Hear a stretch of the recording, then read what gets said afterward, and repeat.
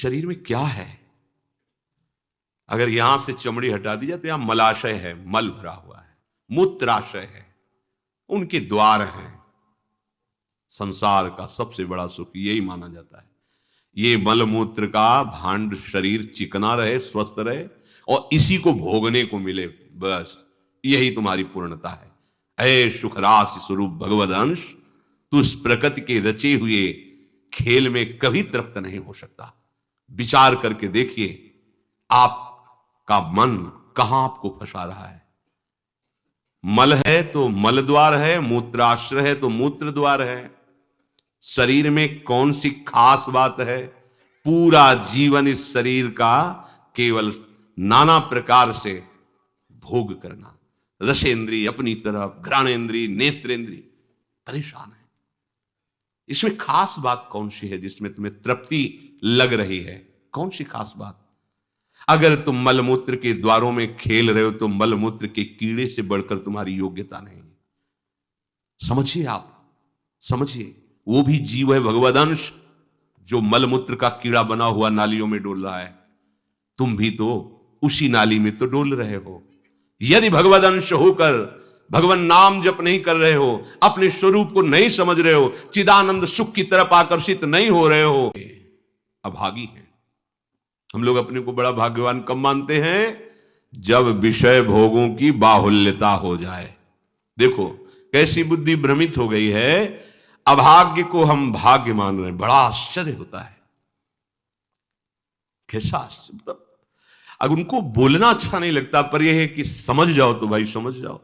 जिन अंगों को छूने के बाद कई बार पवित्र करने के लिए रस आदि लगा करके, उन्हीं अंगों पे तो आसक्ति है तुम्हारी, उन्हीं अंगों को तो तुम सर्वस्व सुख समुद्र मान रहे हो। क्या है? बहुत बार जन्मे हो, मरे हो, भोगे हो प्यारे, ये एक बार प्यार कर लो हमारे प्रभु से, एक बार कर लो।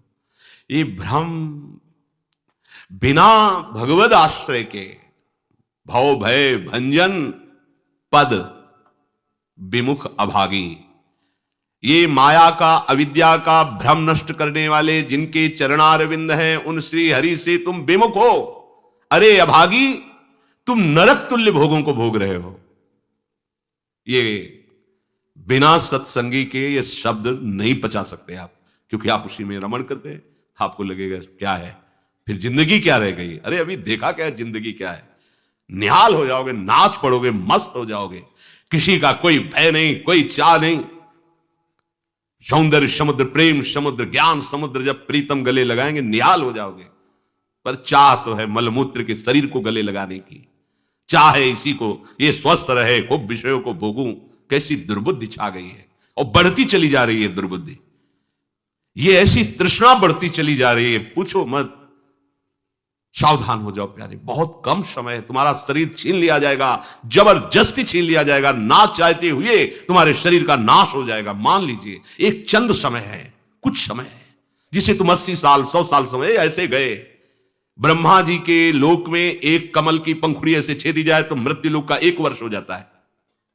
कितना तुम्हारे पास समय? हमारी रात सोने में चली जाती है, दिन नाना प्रकार के भोगों के संग्रह के लिए, कमाई के लिए, भोगों के भोगने के चिंतन में चलिए। हमारा सच्चा जो मार्ग है, जो सत्य मार्ग है, जहां सुख मिलना है, हमारे पास समय नहीं उसके लिए। किसी से बात, हमारे पास समय नहीं है।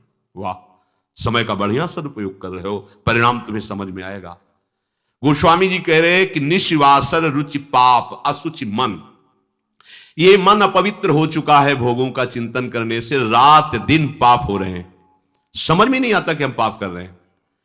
एक सेकंड में हमारे मन की वृत्ति दूसरे के दुख को दुख नहीं समझती, उसे दुख देकर सुख भोगने के लिए आज्ञा दे देती है, करो। बस जितनी सुंदरता संसार में उसके सबके मैं भोगता बन जाऊं। मलिन मन, यहां कुछ सुंदर है क्या? अगर एक दिन 10-20 बार सोच हो जाए, ऐसी दवा खवा दो, फिर उसी के देखो चेहरे की कांति कैसी हो जाएगी। अगर 2-3 दिन हालत चलती रही, देखने लायक नहीं रह जाएगा चेहरा। इसको तुम कुछ खास समझते हो? पानी का बुलबुला फूटने में देर नहीं लगती, पर तुम कमा क्या रहे हो? एक कर्म भूमि है, तुम यहां आए हो अच्छे कर्म करने के लिए। प्रभु की प्राप्ति के लिए, महासुख प्राप्ति के लिए। पर कह रहे निश्वासर रुचि पाप, रुचिपूर्वक पाप कर रहे हैं। छल पूर्वक आपने किसी का धन अपहरण कर लिया, किसी की हिंसा कर दी, व्यभिचार कर लिया। आप अपने मित्रों में बैठकर अहंकार पूर्वक बात करते, तुम्हें पता है मैंने इतने रुपए उड़ा दिए, उसको पता भी नहीं चलने दिया। पता है तुमने आज हमने उसके साथ एक गलत किया, कोई कुछ नहीं कर सकता। इतने वीर नहीं हो।